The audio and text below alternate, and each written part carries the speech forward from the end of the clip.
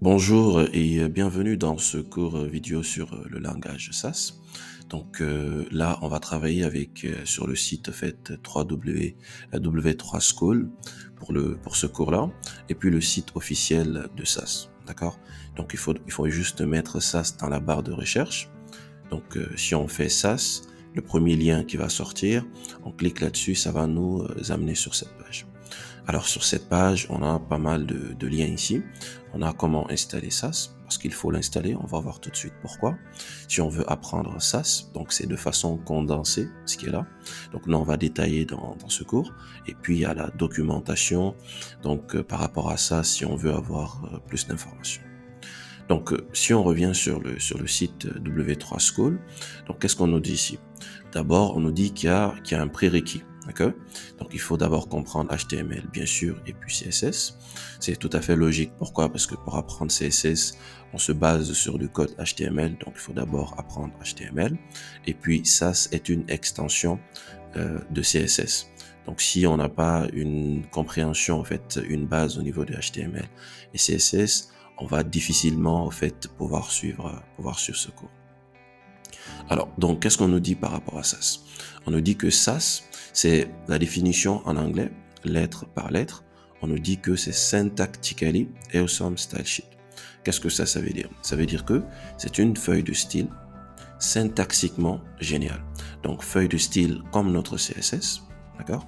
Sauf qu'au niveau de la syntaxe, c'est écrit de façon meilleure. C'est encore meilleur d'utiliser SAS au niveau de l'expression, la façon de l'écrire, que d'utiliser notre CSS. Donc, si on compare la façon dont les deux sont écrits, SAS est génial, il est awesome, d'accord? Donc, par la suite, on va voir bien sûr au niveau du code comment ça fonctionne exactement.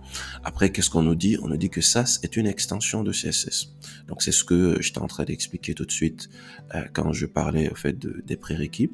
Donc, c'est une extension parce qu'au final, le code SAS qu'on écrit, c'est vraiment du code CSS parce que il y a une compilation qui se fait au niveau de notre code et tout.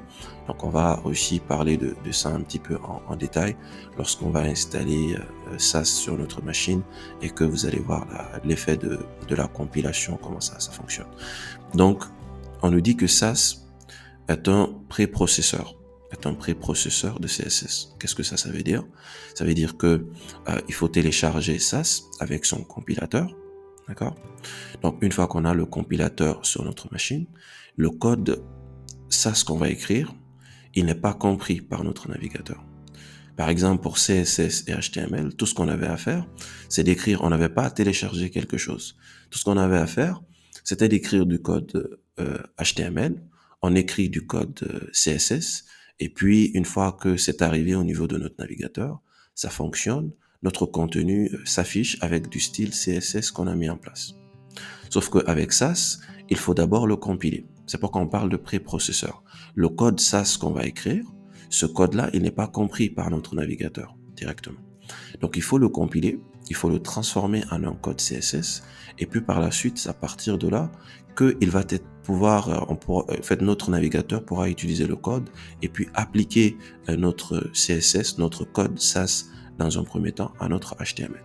C'est pour cette raison on parle de préprocesseur. Okay? Donc, on nous dit que SAS est complètement compatible avec toute la version de CSS. Donc, ça veut dire que quelle que soit la version de CSS sur laquelle on travaille, SAS va fonctionner sans aucun problème. Après, qu'est-ce qu'on nous dit? On nous dit que SAS nous permet de réduire, nous permet de gagner en temps, tout simplement. Ça veut dire que si on a du code au niveau de HTML, donc du CSS plutôt, disons que ce code-là, je dois le réutiliser un peu plus tard, ailleurs pour un autre élément de notre code HTML. Donc au lieu à chaque fois de réécrire le même code, on a la possibilité de représenter ce bout de code-là par exemple, on va dire une variable ou bien une expression qui va représenter ce bout de code. Et puis par la suite, au lieu de réécrire tout ce bout de code-là, on aura tout simplement à réutiliser notre variable dans un autre élément et puis ça va fonctionner. Donc ça nous permet de réduire du code que l'on va écrire, ça va nous faire gagner en temps. Et puis ça va être intéressant aussi parce que ça va améliorer la lisibilité de notre code. Par exemple, le code qui est là, si on devait l'écrire en CSS, ça allait être au fait un code qui est plus long et qui est ce code SAS qui est là est plus facile à lire que son compilé. C'est-à-dire que quand on le compile, ça nous donne du CSS. C'est plus facile à lire ce code-là que le code CSS final. Okay. C'est pour cette raison, on nous dit que ça nous permet de gagner en temps et puis ça nous évite au fait de faire des répétitions à chaque fois. Après, on nous dit que ça, donc on nous donne des informations supplémentaires. Le design a été fait par le nom qui est là, donc la personne Hampton Kathleen, et puis est développé par Nathalie et ça a été fait en 2006. Ok. Alors donc ça est gratuit quand on va le télécharger. On n'a pas besoin de payer quoi que ce soit. Il est gratuit en téléchargement et gratuit en utilisation. Ok. Donc après, on nous dit pourquoi est-ce que on va utiliser ça. Je viens de donner la raison. C'est pour éviter les répétitions de code et puis nous faire gagner en temps et puis faciliter la lisibilité de notre code, faciliter la maintenabilité de notre code. Quand le code il est écrit de façon beaucoup plus simple, c'est beaucoup plus facile pour le développeur de le maintenir. D'accord? C'est pour cette raison on va utiliser SAS. Donc on va rentrer en détail par la suite par rapport à tout ça. Okay. Donc comment ça fonctionne, c'est ce que j'ai expliqué au niveau de la notion de préprocesseur, c'est-à-dire que le code SAS qui est là, il n'est pas compris par le navigateur, on le compile, le CSS final qui est rattaché, qu'on va rattacher à notre HTML, lui il est compris par le navigateur et puis c'est comme ça que ça va fonctionner. Ok. Donc après on nous parle d'extension. Donc il faut savoir que il y a deux types d'extensions pour nos fichiers SAS. Donc il y a l'extension SCSS, c'est-à-dire quand on va créer un fichier style, SAS, par exemple ce que j'ai ici, j'ai styles.scss. On a la possibilité d'utiliser ça. C'est mieux, c'est ce que nous on va utiliser dans ce cours. Pourquoi? Parce que quand on utilise cette extension, la façon d'écrire notre SAS est plus proche de notre CSS. C'est-à-dire si je mets ici navbar, il faut mettre les accolades, après on met les informations à l'intérieur. Alors que si on met l'extension SAS, la façon d'écrire notre code SAS, ça va se rapprocher plus de Python. C'est-à-dire qu'il faut utiliser de l'indentation. Par exemple, si je mets navbar ici, il faudra retirer les accolades. On n'aurait plus besoin des accolades. Donc c'est comme ça que ça va s'écrire directement. Donc on met tout simplement notre point navbar ici. Et puis à l'intérieur, on met les informations supplémentaires. C'est la différence entre l'extension SCSS et puis l'extension SAS, la façon d'écrire en fait le code. Après, on nous parle de commentaires ici. On a la possibilité d'utiliser aussi les commentaires au niveau du SAS comme au niveau de CSS. D'accord? Au niveau de CSS, la façon de commenter, c'était ça. Mais en plus de ça, dans SAS, on a la possibilité de commenter de cette façon. Ok? Donc après cette petite introduction à SAS, il faut maintenant devoir l'installer. Donc pour l'installer, si on vient, on est sur le site officiel, on vient dans Install, on clique, on a plusieurs façons en fait d'installer notre SAS dans notre machine.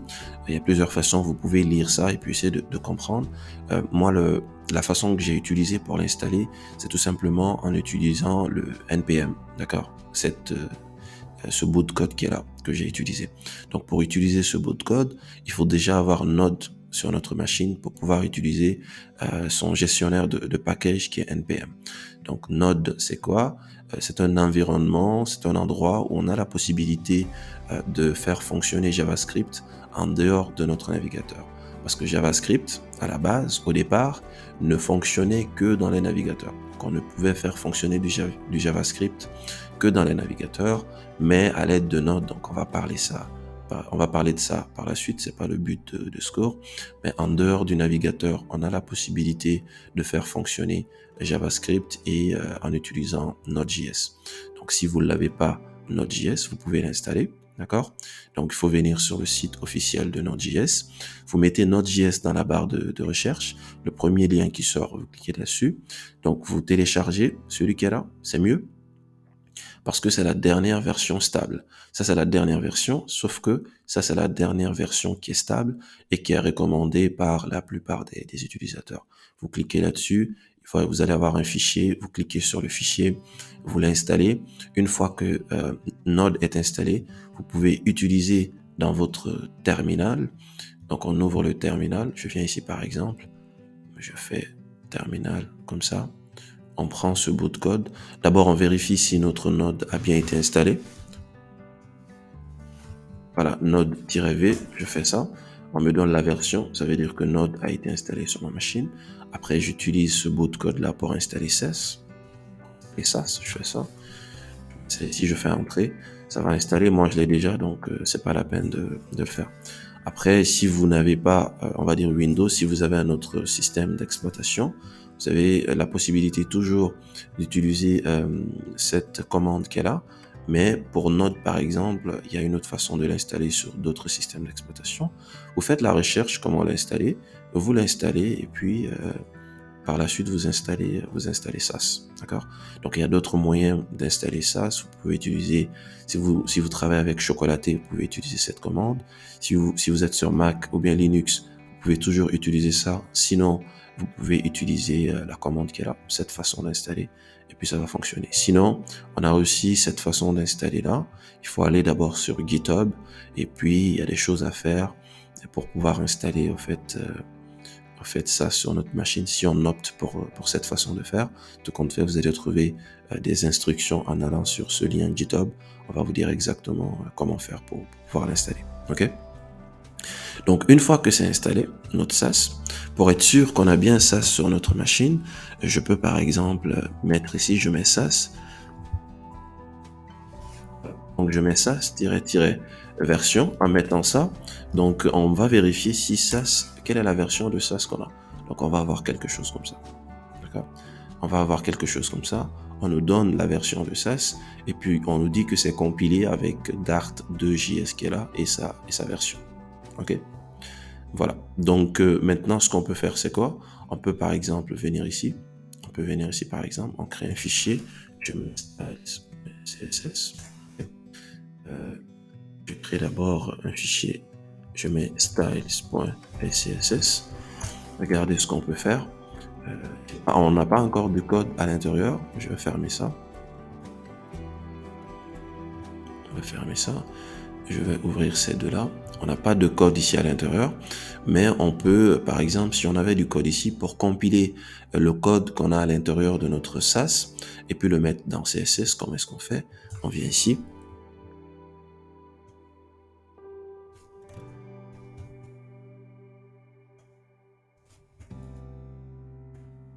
Si je fais ça, regardez. Alors, donc là, ça ne fonctionne pas. Pourquoi? Ok, parce que j'ai pas mis le point ici, j'ai mis un espace. Donc on vient ici, voilà, je vais retirer, je mets point plutôt, voilà. Je fais entrer cette fois-ci, c'est bon. La compilation elle est faite, mais on n'a rien à l'intérieur, sauf que vous allez voir qu'il y a par exemple ce qui est là, une ligne de code qui a été rajoutée. Ça veut dire que si on avait du code qu'on va mettre par la suite, si on avait du code à l'intérieur ici, ça aurait été compilé et le résultat aurait été mis ici en CSS. D'accord? Donc après, vous allez voir qu'il y a un fichier qui a été créé. Ce fichier-là, pour un développeur, en développement, ça va être important parce que si on a des erreurs, par exemple, au niveau de notre code, ce fichier-là relie, ok, ça nous permet de relier notre fichier SAS à notre fichier CSS, donc ça va nous être utile. On n'est pas obligé de l'avoir, mais en développement, il est préférable de l'avoir ici parce que ça va beaucoup nous aider, ça contient des informations utiles. Ok? Voilà. Donc jusque là on est correct, d'accord. Dans la partie suivante, donc on va commencer un petit peu à mettre du code.